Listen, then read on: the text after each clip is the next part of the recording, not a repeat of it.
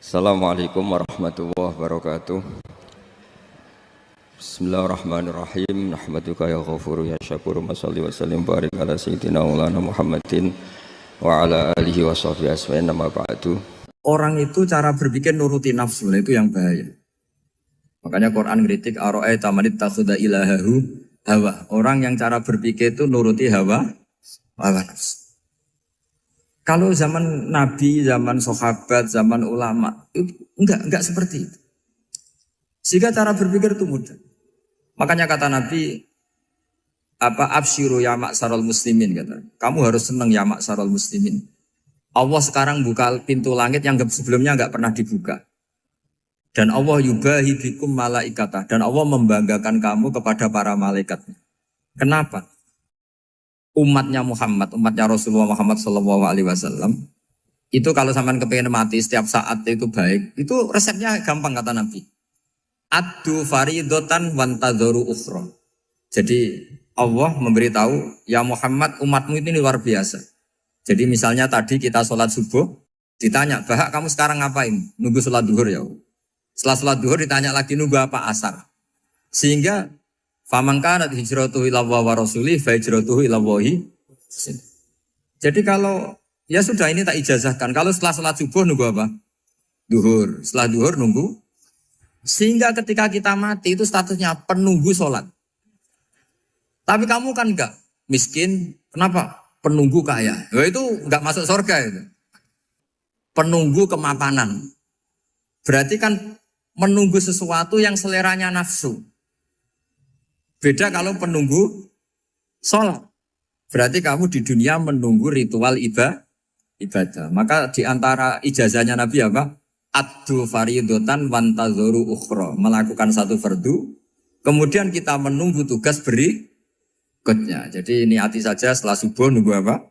Duhur. Setelah duhur, meskipun kita di perapatan. Apa? Nunggu asar. Ya. Tapi ya asar betul. Jangan nunggu tok pas asar. Enggak. Jadi sebetulnya umat ini gampang sekali. Jadi di antara kebanggaan Allah, yubahi itu Allah bangga dengan malaikatnya adalah umat ini adalah addu faridotan wantadzoru ukhra. Melakukan satu fardu, kemudian menunggu fardu yang lain. Dari mengkhidmati kampus, ingin mengkhidmati masyarakat. Dari satu masyarakat lokal Semarang menjadi sampai sekarang, sampai Banjarmasin. Unisula mau bikin kampus di sana, terus gitu.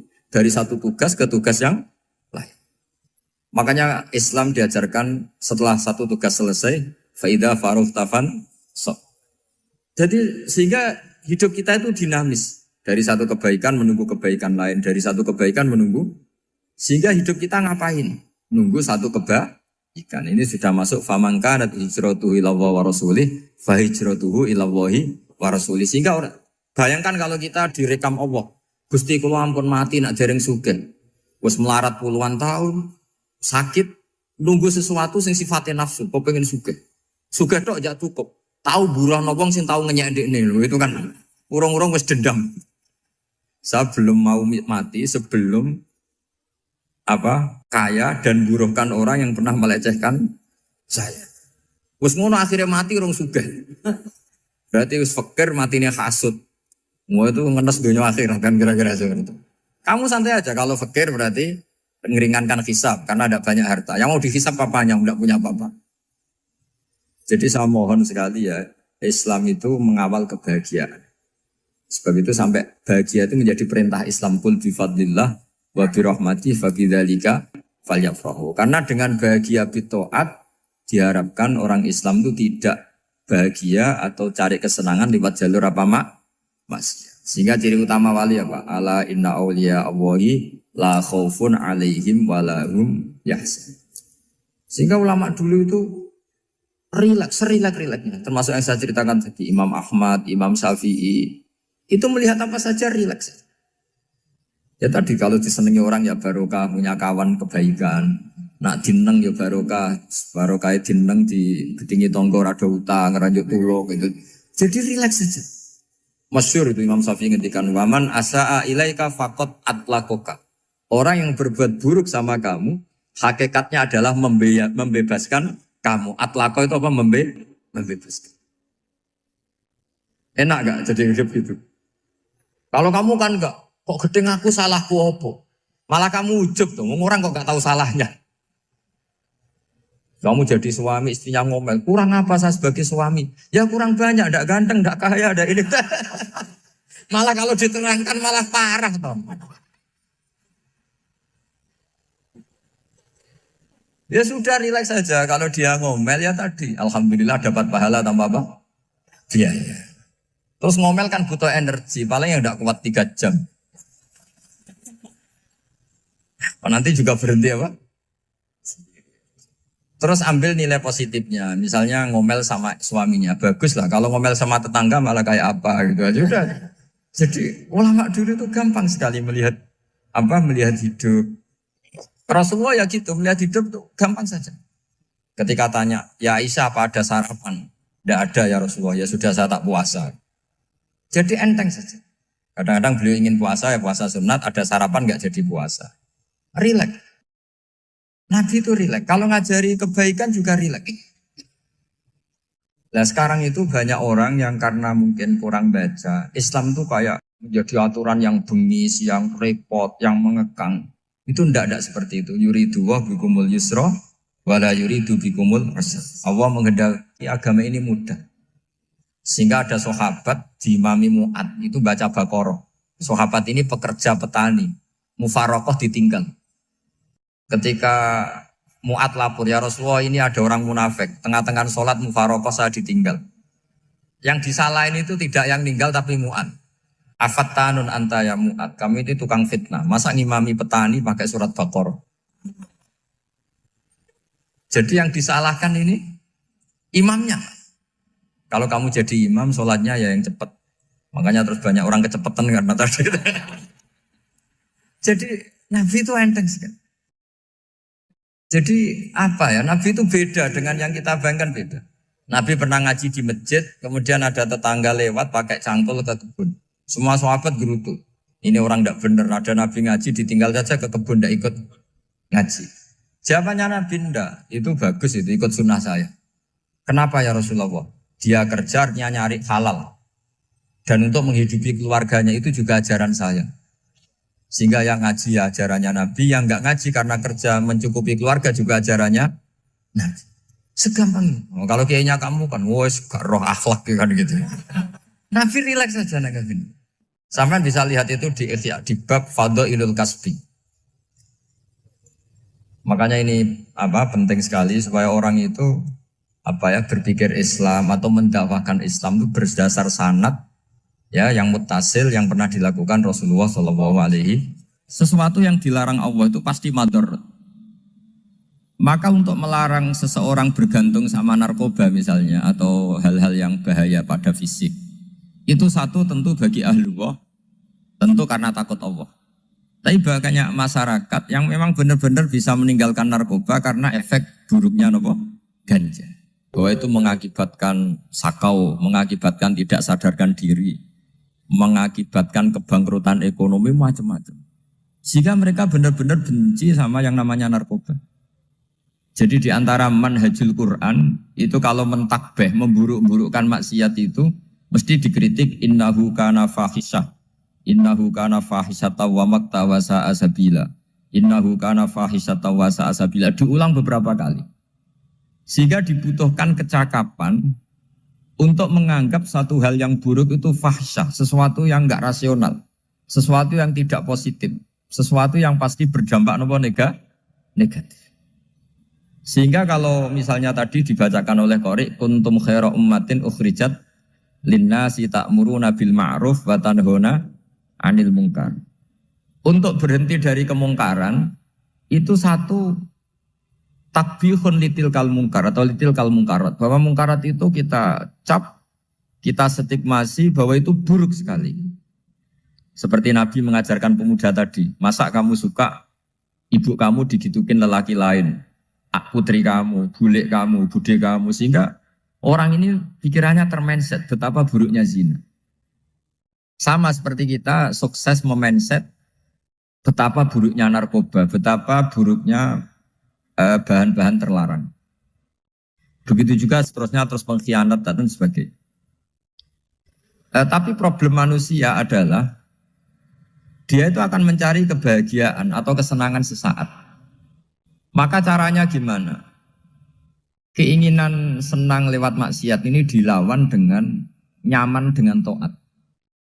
Saya ulang lagi, nyaman dengan taat. Sehingga ulama dulu punya kalimatul munajat, artinya kalimat hubungan pribadi sama Allah yang menjadikan orang itu nyaman. Dan ini yang diajarkan kitab-kitab tasawuf. Kitab tasawuf itu sukses mengajarkan melihat alam raya ini semuanya nyaman, termasuk yang mengecewakan. Itu dianggap nyaman. Saya berkali-kali mengajarkan ilmu ini karena ini musalsal ila Rasulillah SAW. Itu pernah suatu saat Imam Ahmad itu dipanggil sama tetangganya, anak muda. Tentu Imam Ahmad ini orang yang sangat soleh, sangat waroi, sangat tunduk sama perintahnya Allah dan Rasul. Pemuda tadi manggil, ya Ahmad, datang ke rumah saya. Imam Ahmad datang. Setelah sampai ke pemuda tadi, sudah pulang lagi, saya tidak butuh kamu. Pulang lagi. Setelah sampai rumah dipanggil lagi, ya Ahmad, datang lagi. Datang lagi. Oh, saya tidak jadi butuh, pulang lagi. Sampai 3 kali. Dan itu perangai ekspresi Imam Ahmad itu, atau ulama lain yang sesoleh beliau, itu nyaman, indah. Beliau tetap senyum-senyum, nyaman. Beliau tidak tersinggung, tidak terprovokasi, pokoknya tidak tersinggung, kelihatan nyaman. Lama-lama pemuda ini terus tanya, ya Ahmad, kamu saya perlakukan seperti ini kok tidak tersinggung? Kamu senyum-senyum saja, happy-happy saja. Jawabnya Imam Ahmad itu unik. Wahai pemuda, saya kamu panggil itu senang sekali. Karena kata Nabi, kalau kamu iman dengan Allah dan Rasul, maka hormatilah tetangga. Jadi saya senang. Karena nuruti perintah Allah untuk menghormati tetangga. Jadi tidak ada urusannya dengan kamu. Kagetnya kayak apa? Jadi dipanggil tetangga ya senang karena melakukan perintahnya Allah dan Rasul, yaitu ikramul jar, fal yukrim jaroh. Disuruh pulang, kamu ingin saya pulang, ya saya pulang. Disuruh datang, ya saya datang. Jadi saya tidak tersinggung, saya tidak ada urusan dengan kamu. Urusan saya dengan Allah Subhanahu wa Ta'ala. Itu kalau bapak-bapak istrinya ngomel terus sabar itu ya bagus. Saya tidak punya urusan. Kalau kamu terprovokasi oleh istri, berarti kamu didikte oleh makhluk. Masa seorang rektor didikte makhluk? Kan tidak keren. Apalagi seorang habib didikte makhluk, kan tidak keren. Yang bisa mendikte kita hanya Allah Subhanahu wa Ta'ala. Dan Allah mendikte kita, mengajarkan kita wa ashiruhunna bil ma'ruf fa in karihtunna fa asa an takrahu shay'a wa yaj'alallahu fi khairan katsira. Jadi cara melihat istri kita bawel gitu atau cerewet, alhamdulillah ini ada pahala tanpa modal, cukup sabar. Kalau istri kamu sedang mesra, malah mintanya ke mall, malah biayanya tinggi. Murah mana dapat pahala dimarahin sama saat mesra minta ke mall? Milih yang pertama kan? Nah ya itu tidak usah modal. Ya gitu aja. Jadi kalau istri sedang marah, bawel, anggap saja ini rezeki. Dapat pahala tanpa apa? Biaya. Nah kalau pas rukun malah nantang ke mall, biayanya malah tinggi. Jadi ulama dulu itu melihat dunia itu happy. Pernah Imam Syafi'i dikasih tahu, orang yang tadi nyium tangan kamu ya, itu di rumah menghujat Anda. Jadi dia sopan hanya di depan Anda, kalau di luar menghujat Anda. Jawabnya Imam Syafi'i lucu. Ya baguslah. Yang cerita ini kaget. Kenapa bagus ya Aba Abdillah? Kalau manggil Imam Syafi'i ya Aba Abdillah. Ya berarti saya masih wibawa, di depan saya tidak berani katanya. Jadi dipandang enteng saja. Jadi kalau kamu di depan kamu istri kamu tidak berani belanja, tidak ada kamu belanja banyak, anggap saja Anda wibawa. Jadi enteng saja. Pernah Imam Syafi'i dikasih tahu, separuh dari kampung Anda itu gak suka kamu. Ya bagus lah. Kenapa? Oh nak rukun malah bakal utang katanya gitu. Kira-kira yang utang itu yang rukun apa yang neng-nengan? Yang rukun. Jadi enteng saja. Masyhur itu makalahnya Imam Syafi'i.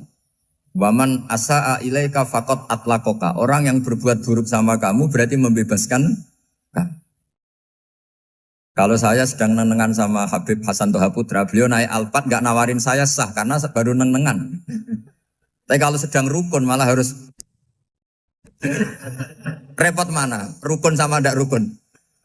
Repot rukun sebetulnya. Jadi Imam Syafi'i itu happy saja. Kalau sedang rukun sama tetangga ya dianggap rukun itu satu kenikmatan. Sedang tidak rukun ya dianggap satu kenikmatan. Jadi orang dulu itu serilek itu melihat dunia. Kalau kita kan enggak, ego. Wah saya ini suami kok dimarahin istri.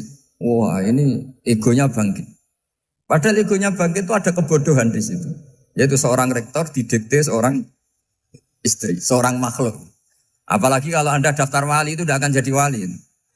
Ini wali kok tunduk sama makhluk. Karena didikte apa? Makhluk.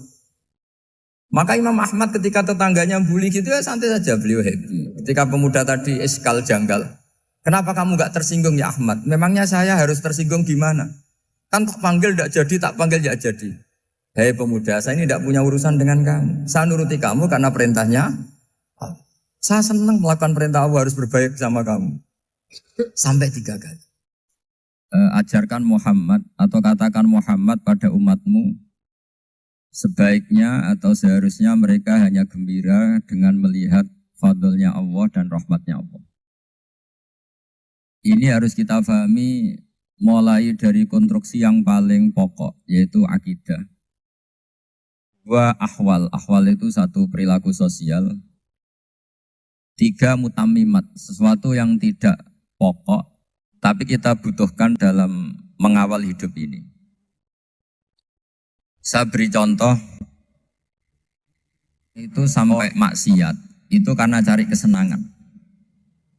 Misalnya baru penat itu, ingin seneng, ada orang yang macam-macam lah, ingin melihat maksiat, apa itu pornografi, apa nyabu, apa macam-macam. Itu sebetulnya agama punya konsep yang luar biasa, yaitu seharusnya seseorang itu gembira. Gembira dengan ketaatan.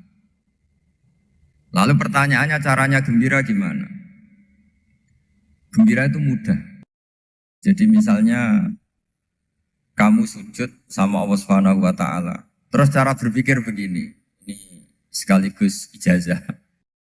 Cara berpikir begini. Ya Allah, ini kata Sayyidina Ali, kafani izzan an aku nalaka abdan wa kafani fakhron an takuna li robban. Ya Allah, betapa sialnya saya andaikan saya jadi budak dari makhluk yang sama. Misalnya sampean itu seorang kiai atau rektor atau doktor atau orang terpelajar, kemudian kamu jadi budak atau hamba dari makhluk yang setara. Betapa hinanya saya. Maka kata Sayyidina Ali, ya Allah saya ini cukup bahagia, cukup bangga karena jadi budak, jadi hamba dari zat yang super atau yang maha super. Jadi kok Allah Subhanahu wa ta'ala. Sehingga ada kebahagiaan yang luar biasa karena menjadi hambanya Allah Subhanahu wa ta'ala. Setelah bangga dengan jadi hambanya Allah, maka kita akan malu. Malu misalnya kok saya bahagia itu nunggu melihat pornografi, melihat maksiat. Itu terus menjadi malu. Kenapa saya bisa didikte oleh hal-hal seremeh itu? Ya, kita malu karena didikte oleh hal-hal yang seremeh itu. Karena kita didikte oleh nafsu. Jadi izzatun nafsi, satu harga diri seseorang itu harus dihidupkan untuk hanya tunduk kepada Allah SWT. Sehingga Nabi itu melatih satu logika tarkul ma'asi. Nabi itu dulu ketika ada seorang pemuda yang ya karena mungkin pemuda ya, dia itu mau masuk Islam, tapi uniknya kata pemuda tadi, saya masuk Islam tapi asal dibolehkan bebas zina. Jadi ini agak sableng gitu. Jadi mau masuk Islam syaratnya dibolehkan apa? Zina atau free sex gitu. Karena orangnya agak hiper. Itu Nabi tidak langsung mengancam dengan neraka enggak. Ketika mau pamit gitu semua sahabat melarang.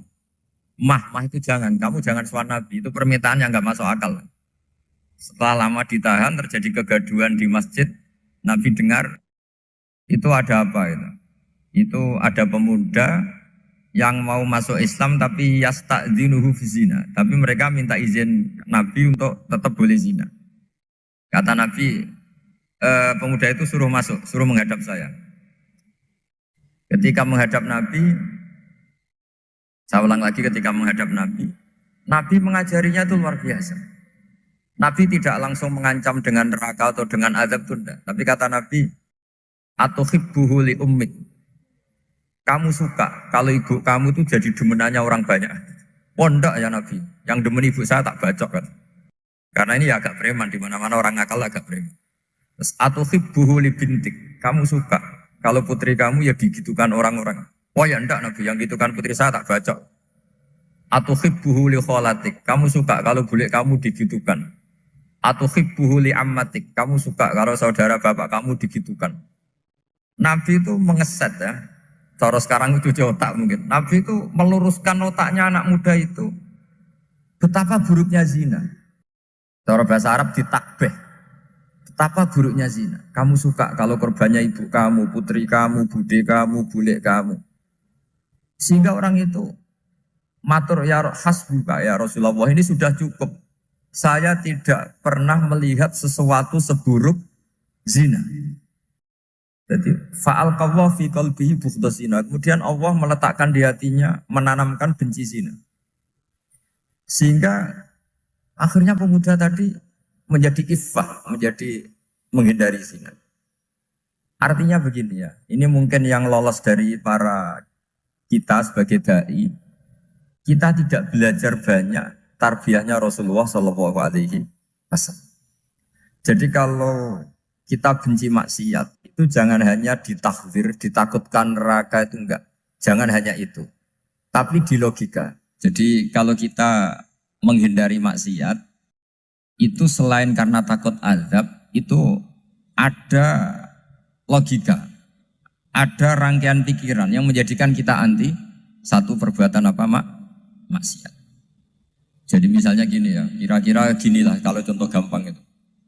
Ada orang gitu ya, nyanyi dengan pakaian yang mungkin pornografi gitu.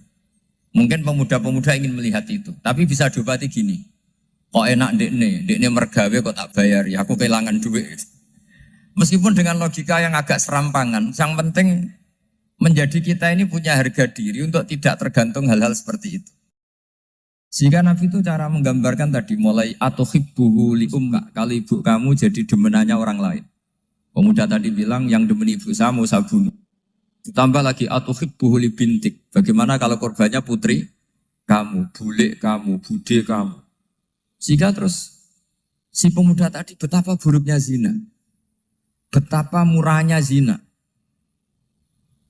Akhirnya pemuda tadi al-qawwa fi qalbi bughdha zina. Terus kemudian pemuda tadi itu sangat membenci dengan apa? Berzina. Nah, pikiran-pikiran seperti ini harus kita tanamkan. Harus kita tanamkan supaya orang itu benci melakukan maksiat. Karena satu memang takut suhtullah, takut dibendu Allah atau dibenci Allah. Dua memang logika kita mengarahkan tidak maksiat. Saya beri contoh ya betapa pentingnya mindset ya, cara berpikir. Orang itu menjadi kikir itu karena nganggap hidup itu lama dan uang itu penting. Kalau zaman Nabi itu sederhana kalau melihat hidup ini. Pernah suatu saat Nabi itu punya jatah makan. Karena Nabi itu hidupnya juga pas-pasan. Jadi Nabi itu unik. Beliau di satu sisi kaya raya. Bisa ngurmat Abu Hurairah, Ammar, Suhaib. Ashabu Suffa itu dirawat Nabi semua. Itu kan kaya, bisa ngerawat sekian orang. Tapi di sisi yang lain untuk pribadinya beliau miskin. Kadang nggak bisa makan hari itu. Tapi di saat yang sama bisa merawat Ahlus Suffa. Jadi keliru kalau orang hanya cerita Nabi itu miskin, untuk makan dirinya aja susah. Itu keliru. Kelirunya kalau tidak diteruskan, tapi Nabi mampu menghidupi ahli suffah. Singkat cerita jatah makannya Nabi itu dikasihkan orang ketika Nabi tanya, ya Aisyah, makanan jatah saya di mana? Oh ya Rasulullah tadi ada orang minta tak kasihkan, maka makanan itu habis. Apa kata Nabi? Kamu salah Aisyah. Yang kamu kasihkan itu justru yang masih. Ya yang kamu kasihkan itu justru yang masih. Sehingga Nabi menganggap, makanya Nabi terus ngendikan, ya kalau mukhatabnya lelaki ya kira-kira begini. Wahal laka min malika illa ma akal tafa'afnaita walabista fa'ablaita. Terus hanya wa tasaddaqta fa'abqaita kata Nabi. Harta kamu ya kamu makan, kemudian ke WC, jadi kotoran, atau punya pakaian mewah nanti rusak. Wa tasaddaqta fa abqaita. Ada yang kamu sedekahkan, yaitu yang abadi sampai akhir. Sehingga banyak pengusaha yang mencintai saya setelah tak ajari hadis itu, misalnya punya uang 1 miliar karena dia spekulan atau pedagang rawan bangkrut, disedekahkan ke masjid 50 juta, yaitu yang abadi. Jadi kalau suatu saat bangkrut, dia masih punya uang 50 juta di akhirat. Jadi Nabi itu mengajari sedekah itu apa? Ya sedekah itu pengabadian uang. Kalau kita kan enggak, bilang sedekah itu nguras uang. Itu pikirannya setan, dan pikirannya orang Islam. Itu cara berpikir setan, bukan cara berpikir umat apa? Sehingga Sayyid Ali Zainal Abidin itu kalau ada orang minta, kemudian beliau ngasih, itu beliau bilang gini, marhaban biman hamala zati ilal akhirah. Matur nuwun nggih jenengan sing beto sangu kula nate. Jadi dianggap teller saja. Orang yang minta uang beliau itu dianggap tukang nyatet bank. Karena sudah ditabungkan. Ya sudah. Kalau kita kan enggak, wah pengemis tuh ganggu gini-gini. Kecuali pengemis profesi ya mungkin kita agak-agak enak. Pada zaman akhir itu ada pengemis apa? Profesi. Jadi repot teman. Terus tak beri contoh lagi kebahagiaan ketika kita milih Islam moderat. Islam kita diajarkan guru-guru kita, utamanya oleh guru kita Mbah Maimun. Saya juga sering ketemu beberapa ulama dunia, termasuk Habib Umar. Saya juga ikut sowan ke sini pas beliau sama Habib ini Hasan Toha Putra di sini sama orang-orang moderat. Itu cara berpikir juga luar biasa indah. Beliau pernah cerita ya, beberapa ulama lah, banyak yang cerita itu. Saya pernah diceritani seorang alim ketika ada orang ekstremis itu mau ngebom di tempat maksiat. Kebetulan yang maksiat itu kebanyakan ya orang Islam. Karena di negara yang mayoritas Islam. Ditanya sama Syekh Sa'rawi itu. Syekh Sa'rawi itu mufasir top di mana? Mesir. Ini mau tak habisin karena mereka orang Islam kok maksiat terus. Terus ditanya sama Imam Sa'rawi.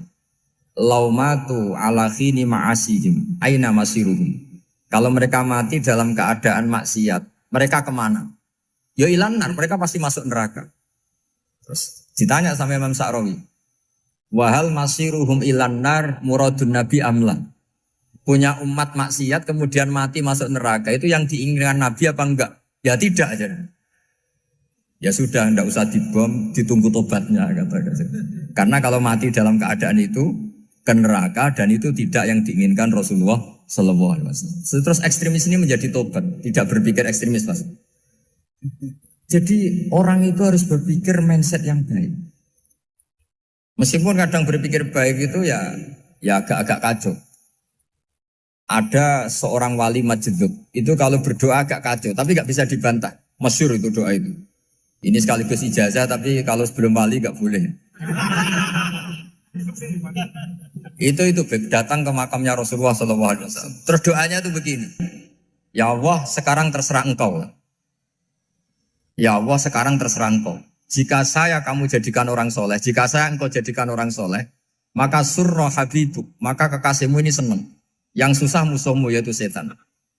Tapi kalau engkau menjadikan saya orang fasik, maka yang susah kekasihmu, yang senang musuhmu. Jadi kan punya dua pilihan itu. Wah itu kan doa tapi kayak teror itu. Ya jadi berdoa di Raudhah. Wah itu mesti mandi itu karena agak-agak maksa Tuhan itu. Ya Allah, engkau punya dua pilihan. Jika saya jadi orang soleh, maka kekasihmu ini senang. Musuhmu yang susah yaitu setan. Tapi jika saya jadi orang fasik, maka musuhmu yang senang, kekasihmu yang susah. Mohon terserah jenengan, mau menyenangkan kekasihmu, apa menyenangkan musuhmu? Gitu. Kira-kira gimana? Kalau tertarik boleh doa itu dipraktekkan. Tapi kayaknya kalau copy paste itu gak keren, apa? Jadi dulu orang itu muamalah sama Allah dan Rasul itu rileks. Rileks itu nyaman karena ya tadi qul bi fadlillah wa bi rahmati fa bidzalika falyafrah. Sehingga Imam Izzuddin bin Abdissalam itu ngendikan innalladzina yarmunal muhsanatil ghafilat. Di antara kebaikannya ibu-ibu atau mbak-mbak ini harus berstatus ghafilat. Perempuan-perempuan pelupa. Ghafilat itu pelupa. pelupa dari kenikmatan maksiat sehingga mereka in dengan taat. Misalnya ada ibu-ibu atau mbak-mbak atau juga bapak-bapak tahajud, kemudian nyaman dengan tahajud itu. Kira-kira terbersit enggak ingin maksiat? Enggak kan, karena sudah nyaman dengan tahajud, dengan taat. Maka dibutuhkan kenyamanan dalam beribadah. Sebab itu ala bidzikrillahi tatmainnul qulub. Makanya saya termasuk kiai yang setiap ngaji itu happy, seneng.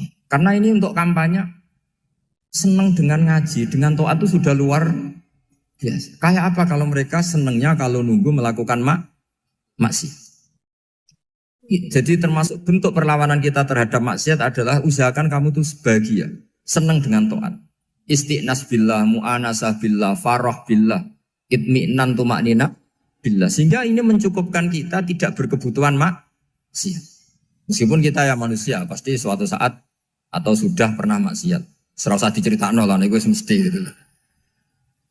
Lah orang-orang dulu itu orang yang sukses mengelola bahagia ma'allah wa billah walillah. Jika wali-wali dulu itu jadi wali itu tidak mesti karena ibadahnya banyak, itu enggak. Mereka orang yang ibadahnya itu biasa. Biasa-biasa sekali. Ulama-ulama dulu ibadahnya biasa sekali. Tapi qulubuhum ma'allah, hatinya itu ma'allah. Itu ada seorang wali itu jadi wali, Umar bin Abdul Aziz yang dikenal khamisul khulafa. Khamisul khulafa. Di luar khulafa Rasyidin 4, di antara yang soleh adalah siapa? Umar bin Abdul Aziz. Itu ketika mau meninggal, itu senangnya bukan main. Oh, itu semuanya nangis, beliau senang. Terus tanya, kenapa kamu senang? Memangnya saya kalau mati itu kemana aja? Ila khairi madhubin ilah, ke zat terbaik. Dibang urip mbek kowe bulet atau mbek arhamur rahimin gitu. Yaitu Allah Subhanahu. Jalaluddin Ar-Rumi ketika mau meninggal itu muridnya nangis semua, beliau marah. Kamu harusnya pesta karena saya mau ketemu kekasih saya, malah kamu tangisi, goblok sekali kamu katanya. Jadi orang-orang dulu itu luar biasa. Karena tadi mereka tidak ingin ketemu Allah itu dianggap problem. Harus sesuatu yang membahagiakan. Makanya wali-wali itu kalau berdoa begini. Wa khairu ayyami yauman alqa kafih, dan jadikan hari terbaikku adalah hari ketika saya ketemu engkau ya Allah. Pernah dengar doa itu? Wa khairu ayyami yauman alqa kafih, dan hari terbaikku adalah hari saat ketemu engkau. Nah, kan enggak, sampai mati ku wedi. Saya tidak tahu wedi dosa apa wedi Israel apa wedi malaikat siapa? Mungkar nakir. Sebenarnya tidak perlu seperti itu. Karena cara pandang Nabi itu ini bisa dipraktekkan. Kalau kamu orang baik, mati artinya apa? Ya baik. Karena husnul khotimah. Kalau kamu orang yang buruk, itu kata Nabi, anggap saja mati itu akhir dari keburukan kamu. Nah, aku urip terus, malah maksiat terus. Maka Nabi itu kalau ngajari kita berdoa gini, Allahumma maj'alil hayata ziyadatan li fi kulli khairin wal mauta rohatan li min kulli syarri. Ya Allah, kalau saya hidup, ya anggap saja ziyadah fi kulli khairin, berpotensi nambahi kebaikan. Kalau saya mati, anggap saja ini akhir dari segala keburukan. Maka saya berkali-kali, tradisi ulama-ulama NU, ulama-ulama pesantren, ya ada hanya NU, pokoknya ulama-ulama alim, itu kalau ada orang mati, orang nakal gitu mati, ini saya gitu, itu hadirin mesti gak terima. Wapi enang itu wong nakal. Tapi dipaksa sama kiainya, saya gitu, lama-lama dipaksa. Saya gitu, padahal yang hatinya kiai, wis ra iso maksiat meneh, wis saya gitu. Karena dengan mati berarti saya sudah tidak bisa maksiat lagi. Jadi Nabi melihat hidup dan mati itu segampang itu. Kalau al-hayata ziyadatan li fi kulli khairin wal mauta rohatan li min kulli syarr. Coba kita ke depan itu kan ada potensi zina, potensi korupsi, potensi maksiat. Yang bisa menghentikan potensi itu apa coba? Mati ya, udah pinter ya. Sudah maju berarti. Berani mati. Berani. Tapi jangan di sini ngel-ngelo panitia. Artinya yang selama ini kita risau dengan kematian, dengan apa? Nabi ngajari kita tadi. Allahumma maj'alil hayata ziyadatan li fi kulli khairin wal mauta rohatan li min kulli syarr. Ya Allah, jadikan hidup ini sebagai bekal menambah kebaikan. Dan suatu saat kalau saya mati, semoga itu akhir dari segala keburukan. Jadi artinya Nabi itu ngajari kita itu positif terus. Sama seperti ulamanya tadi. Nak lagi rukun mbek tonggo ya sanggep aja konco keapian. Nak nenengan ben ra utang tenan. Jadi pokoknya penak terus itu. Nak bojo lagi ngamuk alhamdulillah gak ngajak blonjo. Nah pas rukun ya alhamdulillah kok lagi rukun. Jadi gampang semua. Makanya ada seorang alim itu ngendikan begini, ada yang tanya. Saya tuh dulu ketika kaya, teman saya sering main ke saya. Setelah saya miskin gak ada teman-teman yang ke saya. Dikira si Habib ini kebetulan orangnya Habib itu mendukung keluhan dia. Ternyata enggak. Si orang alim itu bilang gini, malah bagus toh gitu. Kowe wis melarat buruhe wong.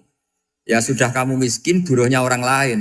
Misalnya tukang manol di pasar atau tukang becak. Kemudian teman-teman kamu datang, malah kamu malu tuh jadi tontonan. Bagus kalau mereka lupa, pas kamu miskin enggak ada yang lihat katanya. Jadi apa ya, dianggap enteng saja gitu. Akhirnya orang ini gak jadi ngeluh. Selama ini kan kita ngeluh ya, ketika miskin teman-teman gak datang. Coba kalau mereka datang pas kamu buruh bikin botol di orang lain. Mantan bos buruh, malu gak? Milih datang apa enggak? Enggak lah, sudah bener itu. Jadi ulama dulu itu, makanya sering baca biar tahu solusi hidup. Jadi ulama dulu tuh gampang sekali melihat kehidupan itu. Gampang sekali, indah, gampang. Kebahagiaan ini pula yang harus kita latih dalam melakukan ketaatan.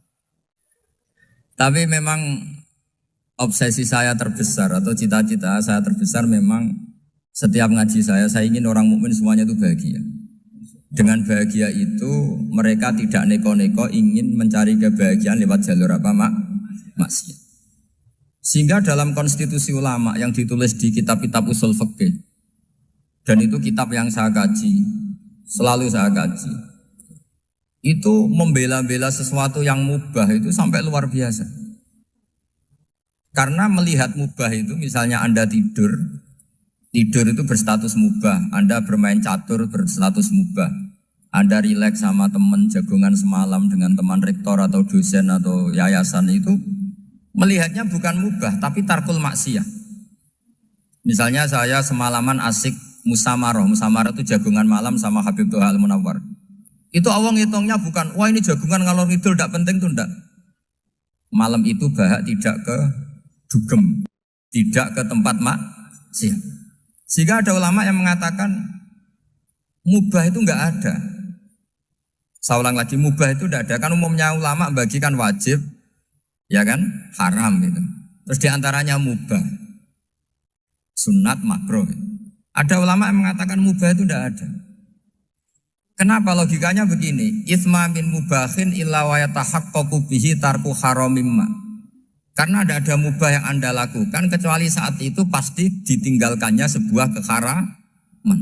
Misalnya Anda sedang jagungan sama istri di luar, di rumah. Asik di rumah semalaman. Mungkin bahas hal-hal yang ringan. Mungkin melihat sinetron atau apalah yang ringan. Tapi di situ terjadi Anda meninggalkan ke tempat-tempat maksiat. Sekarang ninggal maksiat itu wajib apa mubah? Wajib. Padahal Anda sedang melakukan mubah. Nah itu dicatat oleh Allah itu tarkul haram, meninggalkan keharam. Jika masyhur dalam cerita wali-wali itu, Abu Yazid yang seperti itu ibadahnya pernah tanya, ya Allah lalu yang makomnya orang seperti saya siapa? Karena beliau semalaman ibadah terus. Sama Allah dijawab, ya yang tidur di pinggir kamu itu.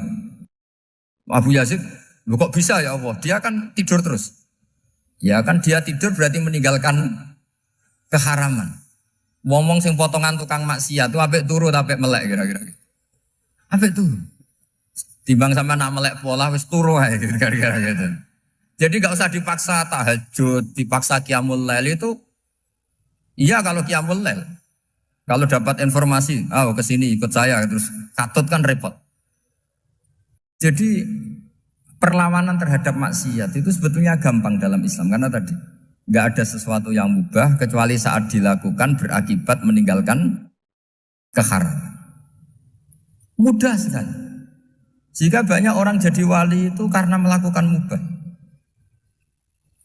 Itu ada orang jadi wali itu karena sering makan. Ya makan-makan biasa itu. Karena ketika makan, ya Allah, betapa doifnya saya. Katanya saya presiden, katanya saya rektor, saya kiai. Ternyata kalau nggak makan tuh lemes. Apa hebatnya makhluk yang bergantung makhluk yang lain, yaitu makanan. Nah karena seperti itu terus dia al-laja'illallah, terus dia sungkeman dengan Allah. Betapa lemahnya saya.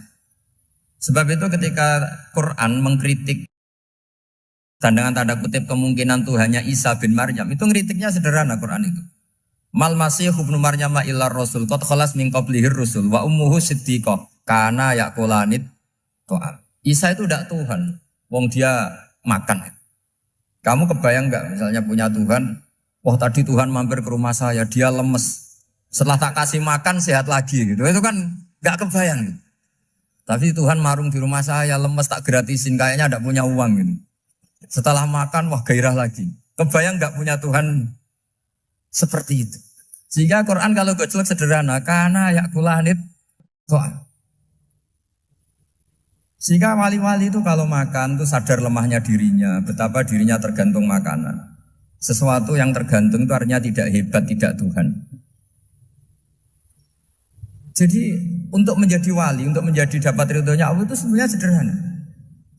Termasuk ada cara jadi wali yang agak kacau, tapi ini ya benar, asal niatnya benar. Misalnya Unisula besar, ya kurang besar lagi. Kita sudah punya uang, kurang banyak uang lagi. Itu Nabi Ayub, itu kan seorang nabi. Pernah diuji Allah, ini ada di Sahih Bukhari. Nanti kamu tanya, hadisnya Sahih enggak? Ini ada di Sahih Bukhari. Kadang orang kota itu aneh. Enggak ahli hadis tapi tanya, Sahih enggak? Padahal andai kan dibodohi Sahih ya ngandel saja. Jadi kadang ya aneh. Oh enggak tahu kok tanya.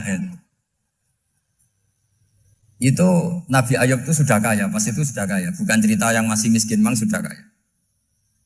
Beliau di kamar dihinggapin satu belalang dari emas. Setelah belalang itu dikejar, ternyata yang jenis itu banyak, semuanya dari emas. Ngambil sana sini, ini yang kesak ini dipenuhin, saku ini dipenuhin, sampai buahnya. Sama Allah digojlok. Kamu itu nabi saya. Kenapa kamu mengumpulkan harta sebanyak itu? Kamu itu nabi saya kok rakus? Jawabannya, ya Allah, siapa yang bisa kenyang dari rahmatmu?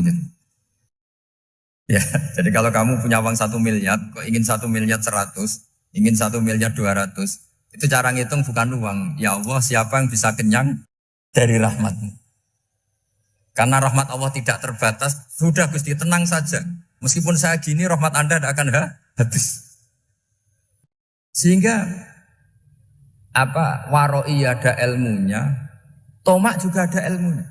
Termasuk ragus itu juga ada ilmunya.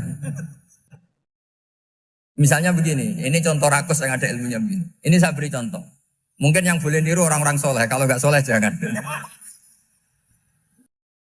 Imam Syafi'i ini cerita nyata. Imam Syafi'i itu dulu ketika ngaji masih muda itu nggak suka sama guru yang kaya. Kebetulan dia punya guru miskin terus. Namanya Sufyan As-Tsauri, itu miskinnya Masya Allah. Sufyan bin Uyainah juga miskin. Jadi dia miskin, punya guru miskin terus. Sehingga idolanya ya sama guru-guru yang miskin. Suatu saat guru-guru ini menyarankan dia ngaji Imam Malik. Imam Malik itu kaya raya. Itu babutnya Imam Malik kalau diinjek itu mata kakinya tidak kelihatan saking halusnya. Kalah Indonesia kalah. Imam Malik tuh gaya. Kalau ngaji di kursi tinggi terus pakai bukhur itu, pakai jubah Arab yang mahal itu. Pokoknya mewah kali Imam Malik. Terus dia mulai ini kiai kok kaya. Kemudian setelah beliau alim tanya, saya harus ngaji siapa setelah ilmu jenengan habis kira-kira gitu. Kata Imam Malik, sudah kamu tidak usah perlu ngaji saya, kamu sudah alim alama. Terus Imam Malik datang ke Baki. Zaman itu Baki itu semacam kayak rentalan ya, semacam Grab lah kalau dulu. Mana kafilah yang mau ke Irak?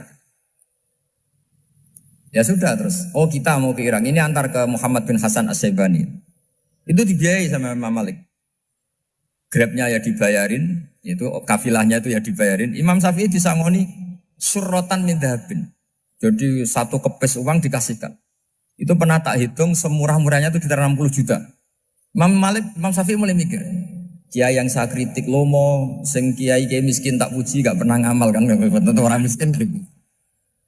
Setelah datang ke Muhammad bin Hasan Asy'ibani, beliau itu pakar usul fikih, muridnya Abu Hanifah. Beliau al-usuli, pakar usul fikih. Itu Muhammad bin Hasan Asy'ibani itu kalau ngitung emas, itu di ruang tamu. Uangnya miliaran, emasnya banyak. Dari kota ini dipindah ke kota ini, emas kalau ngitung di ruang tamu. Bukan di kamar, di ruang tamu. Imam Syafi'i tambah kaget. Imam Malik kayak gitu sudah soal malah ini kaya raya. Setelah Imam Syafi'i kelihatan kaget, digojlok sama Muhammad bin Hasan Asy'ibani karena beliau senior. Atajabu min hadza, kamu aneh melihat ini? Iya. Kenapa? Ulama kok kaya raya. Terus kata Muhammad bin Hasan, ya sudah, uang ini tak kasihkan orang-orang fasik, binti gue demenan, gue nyabu, gue macam-macam. Oh jangan, nanti dipakai maksiat. Pun jenengan mawon sing suka. Semenjak itu Imam Syafi'i rubah mindset. Jadi kalau kampus ini ingin akreditasi A, ingin mulia, ingin apa, kamu ridho kalau yang punya prestasi seperti itu adalah orang-orang fasik. Ridho enggak? Enggak kan? Maka didoakan ini. Nah itu namanya berpikir secara usuli. Kamu jangan hanya nuruti karena berpikir waroi terus kamu benci kekayaan. Apa enggak bisa seperti itu? Karena pangkat dan kekayaan ketika dikelola secara kesolehan maka akan menjadi energi positif yang luar biasa. Semenjak itu Muhammad bin Hasan Asy'ibani berhasil mendidik Imam Syafi'i. Sampai akhirnya keterusan Imam Syafi'i berpendapat kalau orang Islam bisa bikin rumah tingkat kok punya rumah reok itu haram. Akhirnya keterusan. Kalau bisa jadi bupati kok jadi ketua RT juga haram. Karena al-Islam ya'lu wala yu'la alaih. Islam itu luhur bukan bisa diluhurin. Sehingga rata-rata orang Syafi'iyah termasuk kiai-kiai Indonesia itu rata-rata ya agak-agak politikus. Ya agak-agak kedonyan, mungkin sebagian kedonyan tenan gitu. Karena gak ridho gitu loh. Kalau kesempatan itu dikuasai orang fasik kemudian menjadi kekuatan maksi. Coba kalau bupati itu orang yang fasik. Kemudian programnya supaya rakyat seneng semalaman dangdutan yang purno misalnya. Supaya rakyat seneng dibolehkan dugem, dibolehkan judi. Tapi kalau yang jabat orang soleh kan ada beberapa perda yang menolak penyakit apa? Masyarakat. Jadi kamu jangan melihat bahwa kepangkatan ini hanya sebagai alat korupsi, alat otoriter. Enggak. Asal kena orang soleh, maka ini menjadi energi kesolehan atau energi positif. Sebab itu ketika Allah muji para nabi yang soleh, diantaranya disifati apa? Faqad ataina ala Ibrahim al-kitab wal hikmata, terus ayat wa atainahum mulkan azim. Dan Nabi Ibrahim dan keluarganya tak kasih kerajaan yang besar. Nah sekarang masih banyak orang yang cara pandang ngapain bikin unisula yang megah, ngapain berambisi punya akreditasi A dan sebagainya. Menyoal seperti itu salah secara usul fikih. Karena cara usul fikih kesempatan yang baik tentu harus diperjuangkan oleh orang-orang yang soleh. Karena ini supaya jadi otoritas yang positif. Itu dulu ada latihannya. Jadi orang dulu itu gampang sekali ketika milih miskin ditanya, kenapa miskin? Saya ingin hisab saya ringan. Tapi ketika mereka kaya yang soleh, supaya harta ini tidak dipakai orang yang nanti dipakai maksiat. Kita misalnya orang soleh mau pangkat, karena kita ada ridho, kepangkatan itu dipegang orang maksiat, kemudian menjadi energi maksiat. Begitu juga seterusnya. Maka ulama dulu itu rileks. Sampai Nawawi Al-Bantani itu nanti bisa dicek di tafsir. Qul hal yastawil ladzina ya'lamuna wal ladzina la ya'lamun. Beliau muji-muji ulama. Kemudian ada seorang yang agak hasut mungkin. Tanya begini. Hebatnya ulama itu begini-begini. Terus ditanya, tapi kenapa kita sering melihat ulama ngantri proposal di rumahnya bupati? Kan? Sementara bupati nggak pernah datang ke ulama ngaji ihya. Jawabannya Imam Nawawi itu unik. Ya karena ulama itu tahu gunanya uang, sehingga nyari uang untuk pondok, untuk masjid. Sementara bupatinya tidak tahu gunanya ilmu, maka tidak pernah ngaji. Jadi ya ringan saja. Jadi ya sudah seperti itu. Jadi kalau ada ulama kedonyan, anggap saja karena tahu gunanya uang. Jadi kenapa ulama ngantri di kabupaten, bukan bupati ngantri di ulama? Jawabannya karena ulama tahu gunanya. Wah, sementara bupatinya nggak tahu gunanya ilmu. Kira-kira gitulah. Ada ustadz tidak ganteng, kesemsem rondo cantik, karena tahu gunanya ustadz itu. Artinya tahu gunanya kalau saya nikah nanti punya anak jadi gus, karena kan dia kiai gitu.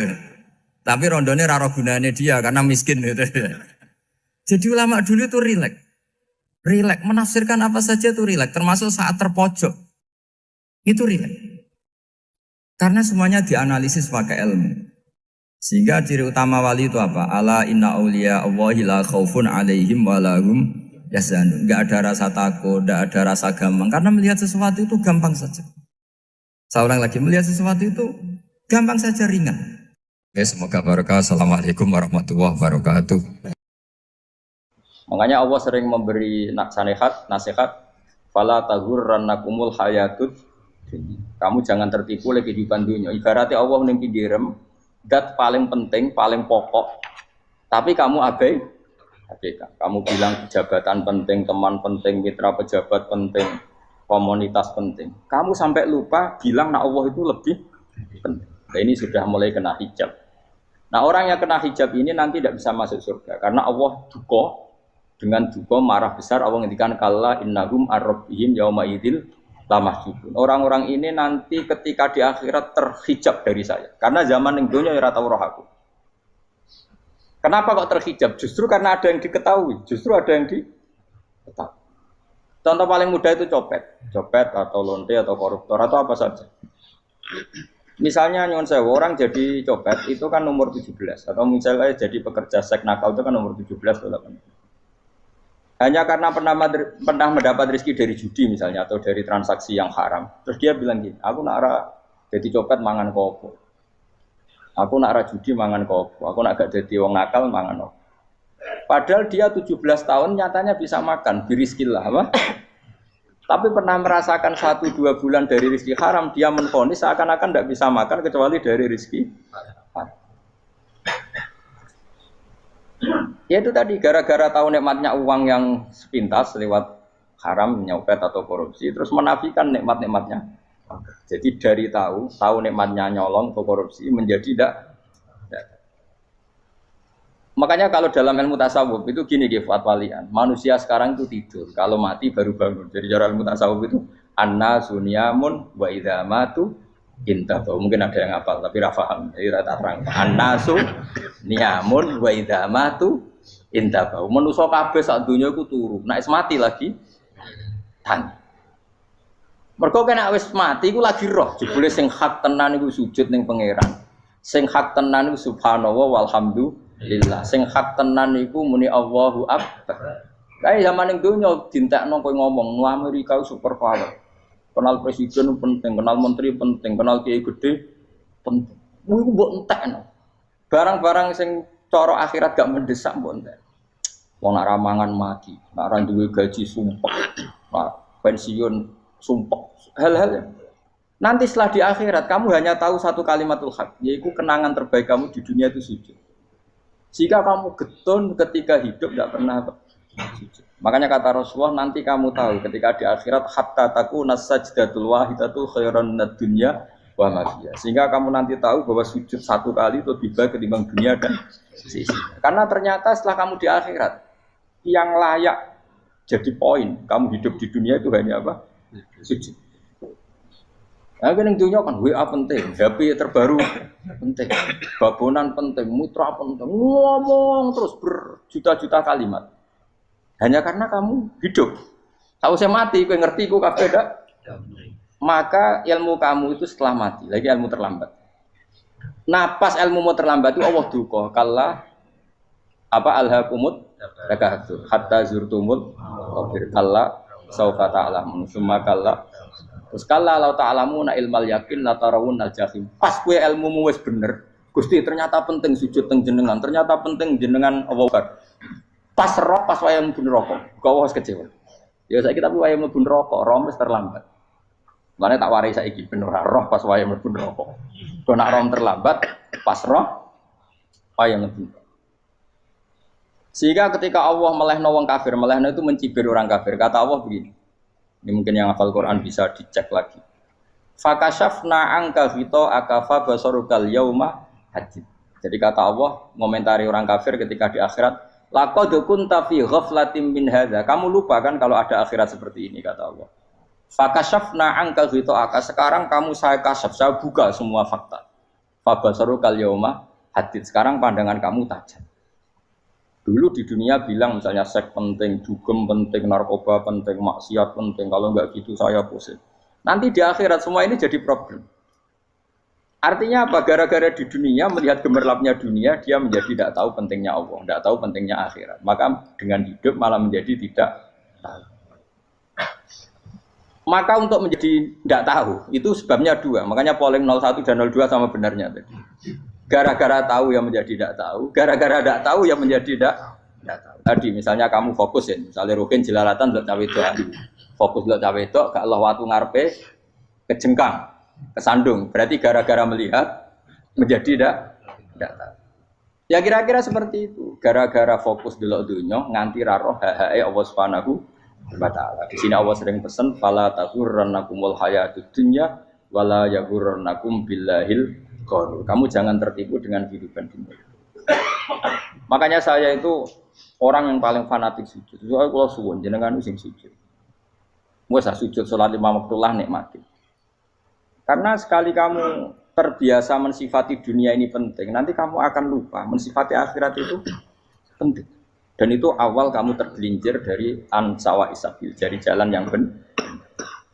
Makanya tadi pepatahnya orang sufi apa? Anna sunyamun wa idza matu indah. Manusia itu tidur, kalau mati baru. Terus contoh kedua begini.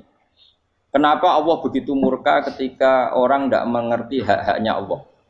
Bukan karena Allah anarkis atau keras, tidak. Memang secara akal pasti begitu. Saya sama tak beda ini. Lihat contoh gampang-gampang saja, tak wari logika. Kalau ada orang buta lewat kemudian nabrak tembok, karena apa? Karena buta kan? Buta itu maknanya apa? Tidak tahu. Akibat tidak tahu, nabrak tembok. Ya kan? Karena tidak tahu nabrak tembok, karena tidak tahu terjatuh di sungai, karena tidak tahu terjatuh di jurang. Sekarang juga sama. Orang karena tidak tahu pentingnya agama, tidak tahu pentingnya Allah, kemudian dia fokus ke duniawi. Akhirnya ya nabrak tembok. Natijanya sama enggak? Saya ulang lagi ya. Orang buta karena tidak tahu nabrak tembok. Orang fokus untuk perempuan cantik atau melihat apa, atau kemudian dia tidak tahu depannya juga nabrak. Untuk menjadi nabrak itu syaratnya tidak tahu apa tahu. Bisa dua-duanya. Tidak tahu ya sebabnya nabrak, fokus ke yang lain ya bisa. Maka tidak tahu ya sebab nabrak, fokus ke yang lain juga sebab. Nah mata kita, hati kita ini sudah dipenuhi hal-hal yang tidak penting, sehingga kita lupa dari hal yang penting. Kayak tadi kita mau minum kopi saja, fokus sampai meninggalkan anak main sampai jatuh. Berarti minum kopi sebenarnya tidak satu kebodohan, tapi ketika membiarkan anak kecil jatuh itu adalah kebodohan. Sebetulnya makan menikmati dunia itu tidak kebodohan, tapi ketika Anda melupakan Allah itu menjadi satu apa? Kebodohan. Ini disebut kamu jangan terlena oleh kehidupan apa? Dunia. Nah kenapa terlena? Itu kakean delok. Mulane Nabi itu ora tau delok dunia. Nabi, saya ini tak latih gitu di wali, tapi muka dimah. Kulon itu belum pernah delok. Saya pernah punya kakak wakil bupati, punya teman gubernur banyak tuh. Kalau delok susu ramani, mereka khawatir senang. Nabi itu pernah, Nabi itu jenenge manusia pernah lewat itu. Kemudian tonggo-tonggone Nabi kebetulan pas pulang bawa unta-unta banyak. Itu Nabi melihat mungkin 0, sekian detik. Itu dilori pangeran. La tamuddanna ainaika ila ma matta'na bihi azwajan minhum zahratal hayatid. Jadi misalnya kayak Rogen misalnya dulu wong numpak Alphard pejabat ono sing bukakno. Enak dah nak jadi wong ngene. Kalimat itu direkam oleh Allah bahwa Mustafa pernah ngomong enake dadi wong iku numpak Alphard ono sing buka. Tapi kan tetap kere. Sehingga nanti di akhirat kalimat itu direkam misalnya nanti ternyata yang numpak Alphard misalnya nyon sewu misalnya yang numpak Alphard tadi tetap di neraka, kamu ya ikut di neraka. Karena dia menikmati alfat lali akhirat, kowe yo ngangen-angen kepengen seperti itu. Maka poinnya sama. Kalau pun rokok bareng. Terus ada orang sujud di musola, melarat sujud. Kowe gak pernah enak dadi wong iku. Padahal sujud itu yang menjadi orang masuk surga. Terus kowe ditakoki ning akhirat. Kowe tahu angen-angen dadi wong sujud mboten nate. Tapi kowe tahu angen-angen mewah nate. Yes, seneng ono kira-kira gitu.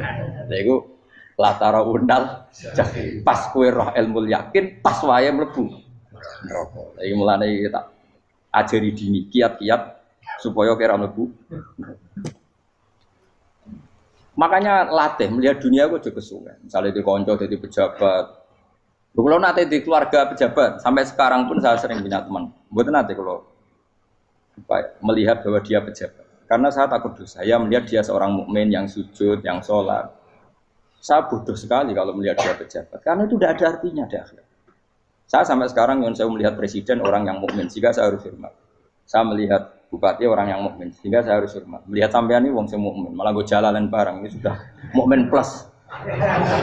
Jadi rasa tiga ekor pinter gue jalalan. Jalalan gudul bisa gaya bisa. Gudul ora ono maknane. Oh anu kangger wong iso maca kitab kok. Gundul. Jos lah. Jadi saya ulang lagi ya. Makanya saya itu nanti kalau sampean alim sudah kayak saya, itu pasti enggak kagum sama sahabat. Sahabat itu, apalagi Rasulullah ya tentu. Sahabat dulu aja yang gampang ditiru. Sayyidina Umar ketika ditusuk oleh siapa Abu Lu'lu siapa? Al-Majusi. Abu Lu'lu itu seorang Majusi. Dan Umar itu orang pendendam. Dia orang pendendam. Tapi tentu karena dia orang baik, ya pendendamnya hal-hal yang baik. Coba kalau kamu ditusuk orang itu dendam enggak? Kira-kira sebagai manusia kan dendam. Itu tanyanya begini sama yang ya taruh sekarang orang dekatnya. Yang bunuh saya tadi siapa? Oh itu Abu Lu'lu Al-Majusi, Hulamul Muhirah. Dia budaknya Muhirah. Majusi, iya ya Umar. Dia sudah mau mati. Itu ngetikan gini, sama siapa alteknya? Alhamdulillahilladzi lam yaj'al maniyati biyadi rajulin sajadalaka sajdah yuhajuni biya yaumal qiyamah. Ya Allah, terima kasih sekali ya Allah. Engkau mentakdirkan saya dibunuh oleh orang yang enggak pernah sujud. Kalau saja dia pernah sujud, maka dia berhak menuntut saya dengan sujudnya untuk masuk surga. Artinya gini, kalau dia ditusuk orang yang pernah sujud, misalnya Sayyidina Umar kok ditusuk oleh Ruhin, kemudian Umar Ruhin masuk neraka, aku tetap pedih Gusti. Isowai sujudnya dia menjadikan enggak berhak masuk neraka. Artinya Umar sangat hormatnya pada sujud itu dia enggak berani. Jadi kira-kira kok Umar sujud kowe iku kira-kira rawani maksudno anak kowe mlebu neraka. Piye-piye di kekuatan sujud yang mempotensikan tetap dia masuk surga. Makanya dia seneng, dendamnya kesampaian. Syukur lah anak sing mateni aku ora tau sujud. Dadi tak patut nang neraka langsung gludeng ngene kira-kira gitu. Saking hormatnya ambek sing jenenge sujud. Tapi kita sekarang enggak rawong ning musala sujud. Ya jan wong nganggur. Otak kita ini sudah PKI lah kamu. PKI halus. PKI yang tanpa kartu, paham? Makanya Allah kalau muji sujud, enggak sampean tak latih supaya baca Quran yang benar. Kayak apa Allah bikin Ka'bah? Kayak apa mulianya Ka'bah? Itu dibikin Allah untuk apa? Lil akifina wa sa'tusai warruka'is sujud, dan untuk orang-orang rukuk dan sujud. Ketika Allah menurunkan rezeki di bumi dan di langit, itu perhitungannya Allah masih itu asli. Rabbana liyuqimus shalah faj'al afidatan minan nas tahwi ilaihim warzuqhum minas sam. Gusti, ben nak sujud ku kuat. Piye-piye menungso nak ramangan ra kuat. Nak is kuat di tenaga yo ben sujud. Liyuqimus shalah. Ketika Allah muji orang baik atau ibunal abidunal hamidunas saihuna satrusé arraqiunas sajid. Yang rukuk yang sujud. Karena tadi ketika nanti Anda di akhirat, kenangan terbaik Anda di dunia itu hanya sujud. Liyane iku coba misalnya kene akhirat terus video disetel sih. Pas kongkoi-kongkoi ning perapatan. Bariku nglamonem disetel. Dadi pegawai negeri. Ngayal gajine sakmene, engko sakmene nggo wayo. Wan direkam kabeh. Oh ora sini-sini wong. Terus tokoh idola sing duwe wae sing tumpakane Alfa di sekretaris saya. Iku mbok nang utakem iku berpuluh-puluh tahun. Dan itu jumlahnya poinnya misalnya 100.000. Bareng idol anu Kanjeng Nabi mau 10%, cuma gayanya mau coba sholawat, tapi sebetulnya agak tahu bayang no, ini miskinan, Mbak Amit nih miskinan. Gayanya mau coba sholawat, tapi teke orang tahu pengen melarat kayak itu direkam. Makanya dari Habib-Habib sing alim-alim niku, almar'u ma'aman ahabba hada targhib wa tarhib. Kita ini kan sering dimotivasi mubaligh. Mubaligh itu kan saya naik dhewe nang. Harus pokoknya seneng Nabi swarga. Dari Habib-Habib sing alim nak ngritik, masalahnya dawe mu almar'u ma'aman ahabba. Wong dibarno wong sing diseneng. Apa kamu bisa menjamin seneng Nabi saudure seneng wong-wong itu? Jangan-jangan kita lebih berkeinginan seperti orang tertentu yang kaya raya, yang terkenal, yang hebat. Meskipun kowe oleh sana muni seneng Kanjeng Nabi. Jangan-jangan status cinta kita terbukti ke orang itu. Iya, toh misalnya gambarnya pasang neng kamar, wah. Partai, uang, kuasa. Terus, kue nyumbang masjid nyuwun sewu mau 50.000. Tapi bareng nyumbang untuk kemenangan orang itu 10 juta. Nyebut uang itu satu hari 100 kali. Nyebut Nabi bedak sholat. Bareng dihitung, dipoling mbak malaikat. Disurvei buat dipoling orang-orang pokoknya. Dengan cara begini status senangnya orang ini ke siapa? Ya, ono pengajian sholawatan nyumbang 50.000. Nanggup pemenangan. Habis sudah diundang hayya ala sholah melakukan ngenteni komat. Tapi nak diundang acara kampanye teko ngarep sedurunge 2 jam. Dari sekian di polling terus kadar cintamu ke siapa coba? Dari sekian indikator misal cara polling.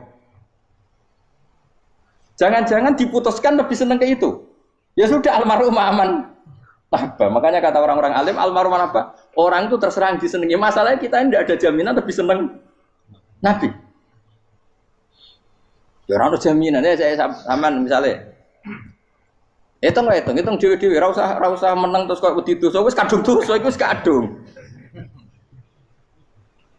Makanya Sufyan Ats-Tsauri itu dadi wali ku mangsa mergo ibadah akeh mboten. Sufyan Ats-Tsauri gurunya Imam Syafi'i dadi wali ku sederhana.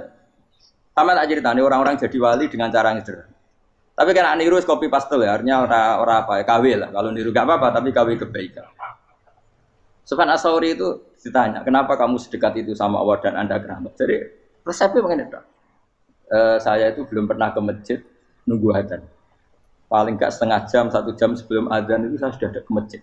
Ditanya, kenapa begitu? Ketoknya kok kawula sing elek, moroe ngenteni diceluk.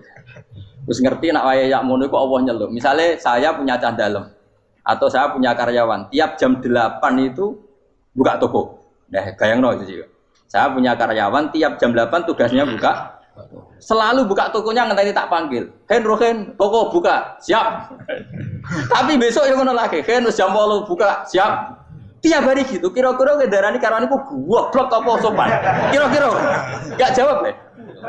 Goblok kritik ndak usah sing gitu. Nah, Sufyan Ats-Tsauri tidak mau gitu. Wis ngerti nek Allah ya mono wayahe manggil. Dadi ya anggere jam 8 wis ning kono. Dadi nek Allah ayala salam pun Gusti. Ayala salam pun teng mriki. Lha iku sudah dadi wali. Oh iku saya buat tiru tapi KW lho. Enggak masalah, tapi ini kan resep no. Lho mangkel lo gak kira-kira. Ana karyawan tiap jam 8 kon buka toko. Selalu marane ngenteni di pagi. Jadi wali dulu tuh punya cara muamalah sama Allah tuh luar biasa. Ya ora usah mbok tiru terus kemen dadi wali wis ra iso kadung salah. Biasa wae. Aku lah nganti saiki ya biasa wae. Aku mau masjid ngenteni mekumat ya biasa wae. Tapi aku kan iso dadi wali lewat jalur liya lah aku ya. Jalurku kan akeh. Mulang ya mari wali, sabar ning coba ya mari wali. Jane ana jalur fikir ya mari wali. Tapi kan loro, fikir loro. Jadi Imam Adil ya wali, di bojo judes iku wali masyhur. Ana wali ku barokah di bojo judes. Jadi ya jalur dadi wali. Wo lebih ngeri lagi. Ngeri tenan antine akhirat aja wedi. Jadi anak jote wae para suami takut istri silakan baris sing wis baris bareng sing wedok. Pak rene lho tetep moro-moro. Wah, wedi bojo kegawangan ini akhirat bahaya, you know. Yes. Bahaya wedi bojo nganti kegawan apa? Teng akhirat. Masyhur jadi cerita-cerita wali wis Biasa ulang lagi ya.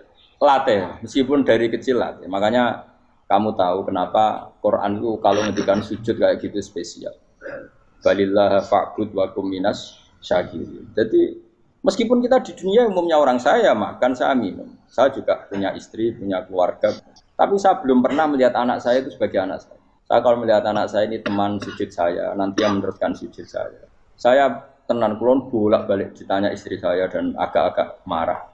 Gus Pak, kenapa kamu hormat sama anak sampai gitu? Kalau nanti manja gimana? Kalau terlalu manja, saya bilang itu udah anak saya. Itu nanti yang meneruskan sujud saya, meneruskan rukuk saya. Saya nanti pasti mati. Dan saya butuh di bumi selalu ada yang sujud sama Allah.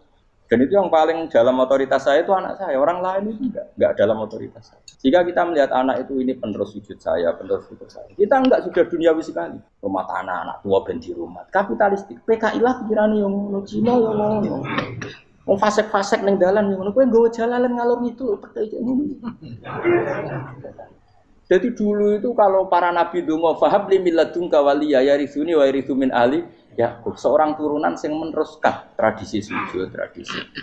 Sehingga ulama-ulama dulu kalau dongakno anake ya min ahli sujud, wa min ahli Al-Qur'an, wa min ahli sunnah napa. Enggak apa-apa kowe seneng donya gak apa-apa. Ora usah tak warai wis seneng dhisik. Paham? Dadi ora usah cara Gus Bak ra apa, ora usah tarani ra apa, wis mbok lakoni. Makanya kula suwun sangat, sujud itu luar biasa. Nanti kamu di akhirat kenangan terbaik Anda di dunia adalah pernah apa? Sujud. Bayangkan kalau itu jadi orientasi Anda. Anda berpolitik, cek melok partai Gerindra, cek Golkar, cek PDI supaya jadi penyuara sujud tidak dilarang di Indonesia karena umat Islam mayoritas. Saking mayoritasnya sampai pejabat rasolatnya rawani. Juga pejabat rasolat bakal dipilih. Itu berarti kamu berpolitik niat bikin satu pressure supaya standar orang benar adalah sing nopo sujud itu ya benar. Kok yang kaya kerja biar bisa beli tanah untuk masjid, yang orang miskin ikut menopang supaya masjid itu berdiri. Semuanya orientasinya menuju apa? Sujud. Jadi tidak sujud itu harus jadi wong khusyuk sing goblok terus sujud terus. Tahu-tahu negara dikuasai komunis misalnya. Terus akhirnya sujud gila. Termasuk menciptakan satu suasana Islami di negara ini juga berarti menciptakan keberlangsungan sujud. Karena dengan suasana Islami berarti sujud tidak dilarang, bahkan dianjur dan sebagainya. Ini penting saya katakan karena kalau tidak diingatkan, Nabi itu pernah punya anak dalam. Anak dalam itu setelah mau boyong terus santri itu ditanya, kamu minta apa sama saya? Ya Rasulullah kasih waktu 1-2 hari mau saya pikir. Karena yang menanyakan orang yang sayyidul awalin wal akhirin setelah sekian 2 hari, minta apa kamu? Jaluannya gak tanggung-tanggung. As'aluka murafaqataka fil jannah. Saya minta jadi temanmu di surga. Oh Nabi kaget tuh. Kok kalian diwarai wong? Mboten ada terjemah. Nabi, kok Nabi diwarai wong ndak ada ya. Terus, kenapa kamu minta itu? Kata tadi, kalau saya minta dunia itu nanti zailah. Dunia itu pasti hilang, faniyah pasti hilang. Maka yang abadi adalah saya jadi temanmu di surga.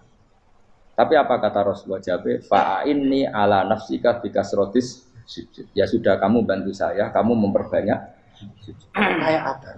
Nabi pun mintanya fa'inni ala nafsika bikasrotis sujud. Saya bantu untuk menolong diri kamu memperbanyak apa? Sujud. Makanya di pertama surat turun itu ada wasjud. Kamu bersujud dan kemudian mendekatlah kepada Allah. Tapi sekarang enggak. Karena kita kena hijab duniawi, mitra penting, semuanya penting. Dan semuanya penting itu makna di hati kamu adalah khadun. Bahkan ngidolakno kiai perkara khadun nafsu, kowe nak dadi kiai gede. Wah, teko ditolak Al-Badru. Wale napu pidato MC ne muni Saiful Fadilah wal Karomah, mbah sauni-unine MC. Baru disangoni dihormat. Tekan muji ulama wae dari segi ya, baru bisa wayo akeh macam-macam. Utek nek elek, tekan muji ulama wis dari segi. Makanya saya ini termasuk ulama, kalau kan saya ngebis biasa. Kalau jarang kerso di panggungnya seneng dulu. Supaya semua ulama udah dipandang secara apa? Dunia. Saya sampai sekarang ngedus anak kulo biasa. Teng pasar gitu biasa. Kulo marung teng pasar mangan gitu biasa. Nak seneng kulo ben atas nama wong alim karena apa? Kalau kita terlalu menikmati dunia, lama-lama orang seneng ulama juga dari sisi dunia. Keren tadi kiai teko disualami dicucupi munggah. Ya enggak apa-apa itu enggak dosa sebenarnya, tapi takut saya utek elek-elek ini ngidolakno perkara duniawi, show-nya itu loh. Dadi wong ini tak pikir teko ngaji bar wis warmu paham karmu ora karep. Mulan ngarep ora ngaji karmu. Mesti rugi kowe ya, aku tenang ae aku. Ben orang itu latihan ikhlas, napa? Latihan. Kalau kadang gitu protes be tiang-tiang. Gus, jenengan sekali-kali nak tidak tak derekno kok umum. Aku tuh tidak mengharamkan itu, meneh kula dereng tuwa. Dereng haji malah turun, topa meneh. Dalane ra roh dereng kiai malah ngel-ngel lopo. Ngarusin tahu tak kon derekno ning kota, takon sepeda motor kan terno ning gone Malibu. Dalane ora roh malah nerang. Lha kan dalan akhirat ora roh donya ora roh sing ora iku apa. Lah tak kowe wong ijo urip. Dalan donya ora roh dalan akhirat ora mbok roh iku apa. Repot. Jadi kenapa saya tidak mau, bukannya menolak, saya senang kalau kiai-kiai terhormat, senang sekali. Saya senang kalau ada ulama dihormati, karena supaya jadi tradisi ulama itu terhormat. Tapi jangan semua ulama mau dihormati, nanti lama-lama jadi siklus. Tekan mencintai kiai saja karena fasilitas. Gue senang jadi imam masjid akbar, masjid Istiqlal, imam besar. Senang mergo kenal presiden, datang dikawal. Senang jadi sudes, wah keren, sholat ngarepe Ka'bah, teko dikawal askar. Ya kalau senang karena itu kan berarti menjadi dunia. Itu sirinya kenapa Rasulullah ketika ba'da Fathi Mekah sudah menguasai Mekah, sudah naklukkan Mekah Madinah. Nabi itu satu hari terbiasa mau sarapan saja kadang nggak ada yang dimakan. Tanya ya Aisyah apa saya bisa sarapan? Enggak ya Rasulullah. Ya sudah saya tak puasa. Supaya tetap terkontrol bahwa umatnya mencintai beliau bukan karena kebesaran. Itu Rasul. Itu setelah periode Mekah loh, jangan kira itu periode Medina. Apa? Itu periode apa? Medina loh. Periode yang setelah Nabi punya segala. Tapi Nabi tetap seperti itu. Kenangannya Aisyah sebagai istrinya apa coba? Dia cantik, cantik sekali. Aku tahu jajal turun ngarepin Nabi terlentang.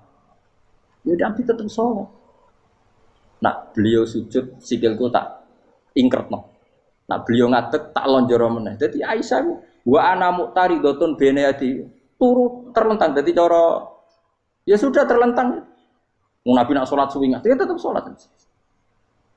Oke itu bojo ayu orang ngerasa sholat. Bojo elek ora sholat ngono. Bojo elek ya menjunub ngono. Wis kowe ora kena go contoh kasus itu wong kasus. Kowe di bojo ayu prawan turu karepku sida sholat ora bos misale lho. Pemene wong jegoten wae tambah over. Mustafa lho kalau orang nyek jegoten liyane ora usah tersinggung. Mergo nang nyek wong akeh dosa, nang nyek wong sitok ora. Misale dosa tak hitung mau ke sore. Aku nyek dosa sitok, mulang ganjarane 10. Cek susuk piro? Cek surplus orang dagang cek. Cek badi. Iku enak adene ra ikhlas. Ra ikhlas aku yo ra ikhlas ilmuku, malah lara. Malah neraka ping 13 sebenarnya. Makanya ini dipikir, ya, saya ulang lagi, harus dipikir secara matang-matang bahwa kita tidak boleh terlena oleh kehidupan dunia. Menjadi bodoh kan, Anda minum teh, kemudian anak Anda jatuh di pinggir Anda. Paham? Nah sekarang menyangkut mukjizat. Ini masih tentang ayat ini, nanti sampean tahu logikanya.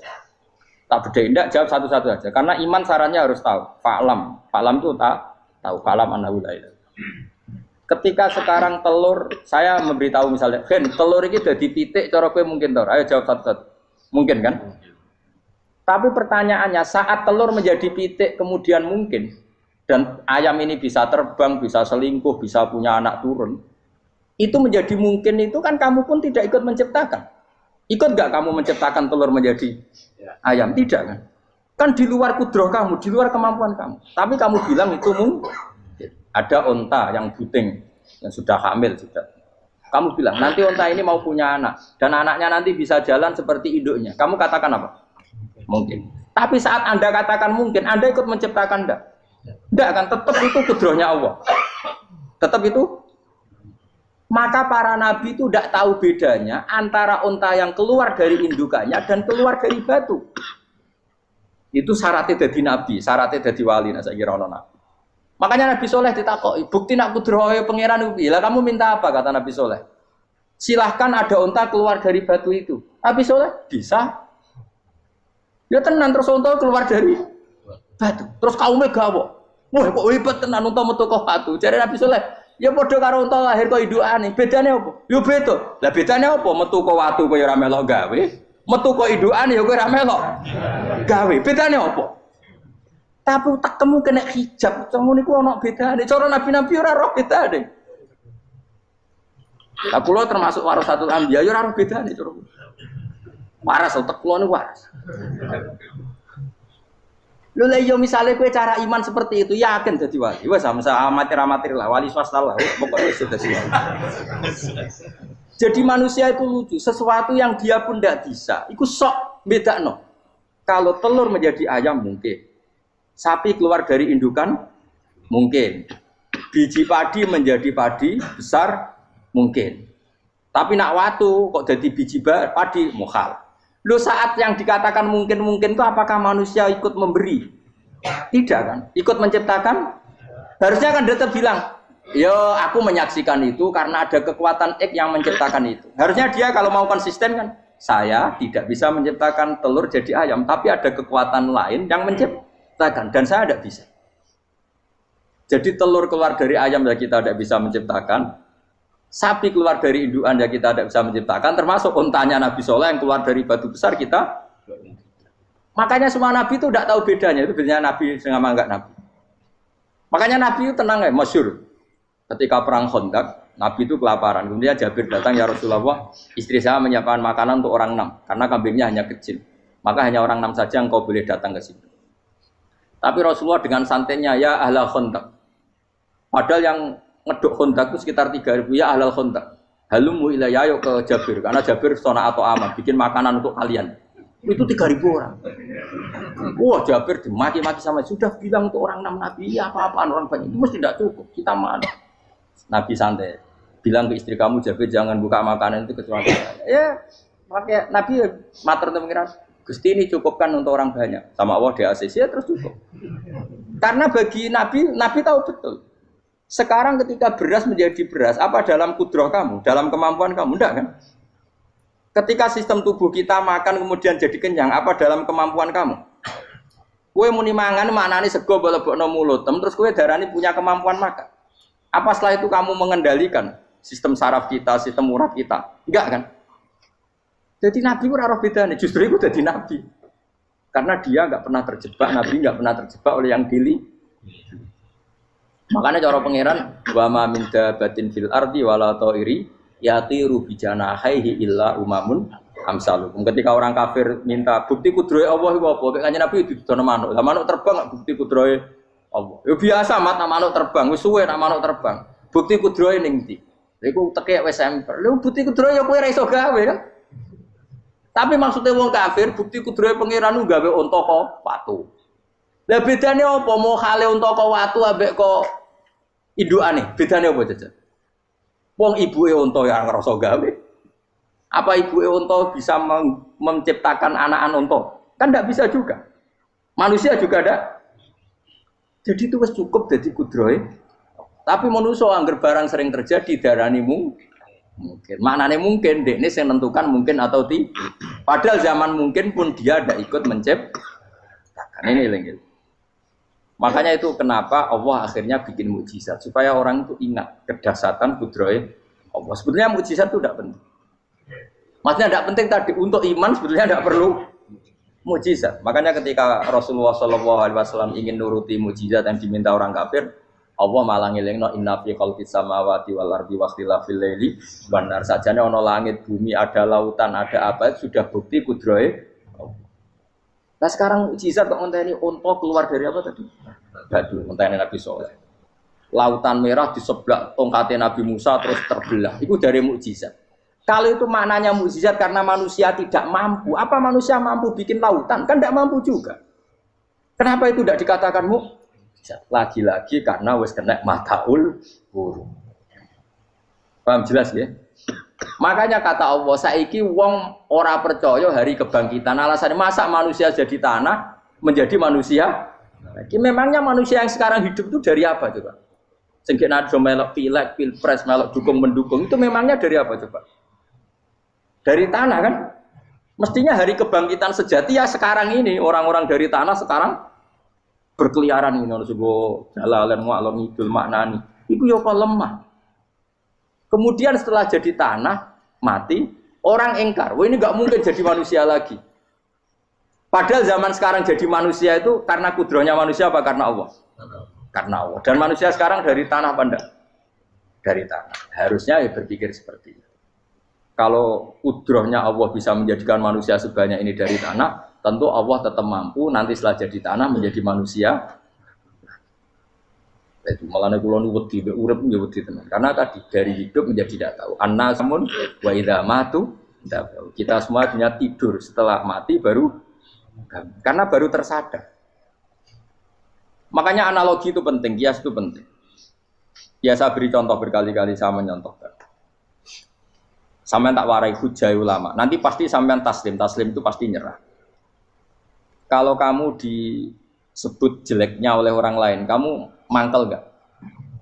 Mangkel kan? Itu Imam Ghazali gini, kamu tak kasih resep supaya kalau ada orang mengingatkan kejelekan kamu itu tidak mangkel. Apa itu resepnya? Misalnya gini, di baju saya ini, inna fi thawbika akroban wa hayatan. Di baju kamu itu ada kalajengking yang berbisa atau ada ular yang berbisa. Ada orang mengingatkan itu. Kamu terima kasih apa enggak? Terima kasih. Karena ada sesuatu yang bahaya di diri kamu, diingatkan, dan karena diingatkan itu Anda terus bisa menghilangkan sesuatu yang bahaya tadi. Sekarang kamu punya sifat hasud, sifat dengki, sifat riya, sifat-sifat yang buruk. Itu sesuatu yang mencelakakan kamu di akhirat. Kemudian ada orang mengingatkan itu, harusnya kan kamu matur nuwun karena sifat yang buruk kamu diingatkan, kemudian kamu berusaha Wong diingatkan ada kalajengking yang hanya madorot di badan kamu saja kamu terima kasih. Ini diingatkan ada hasud dengki yang madorotnya dunia akhir, kamu tidak terima kasih. Jadi itu ulama dulu. Jadi kalau bikin hujah itu gampang sekali. Jika ulama dulu kalau berdebat kemudian diingatkan temannya, kalau dia salah misalnya, itu ya tenang saja. Karena mereka cukup punya akal, punya analogi untuk nganggap itu biasa. Kayak diingatkan ada kalajengking di tubuh kamu. Kamu matur nuwun enggak sama yang ingatkan? Tadi saya ngaji sore, ngaji di sini cerita. Kila itu Imam Ahmad. Itu mudah mereka iman sama Allah dan Rasul. Maka na yu'minu billahi wal yaumil akhir falyukrim apa? Jaru. Kalau kamu iman sama Allah dan Rasul maka muliakan tetangga. Itu ada seorang ulama dipanggil tetangganya, ayo ke rumah saya. Setelah sampai, dah pulang saya tidak jadi butuh. Sampai di rumahnya dipanggil lagi. Ke situ lagi, dah pulang lagi saya sampai 3 kali. Itu si ulamanya senyum-senyum santai. Ketika pemuda tadi insaf dan minta maaf, kenapa Pak Ulama kamu kok tenang saja? Jawabannya enggak. Kata Rasulullah, saya disuruh hormat tetangga. Saya senang sekali bisa melakukan perintah Rasulullah. Jadi saya nurut kamu itu tidak ada urusannya dengan kamu, karena perintahnya Rasulullah. Nangis muda tadi. Kalau kita kan enggak, gengsi dong, giambar. Ini kan kita gayanya muni sunah Rasul, tapi tekeu jihadun. Nah kalau kamu sudah gitu, daftar jadi wali, mbok KPU-ne oleh nyetujui mbok kapan?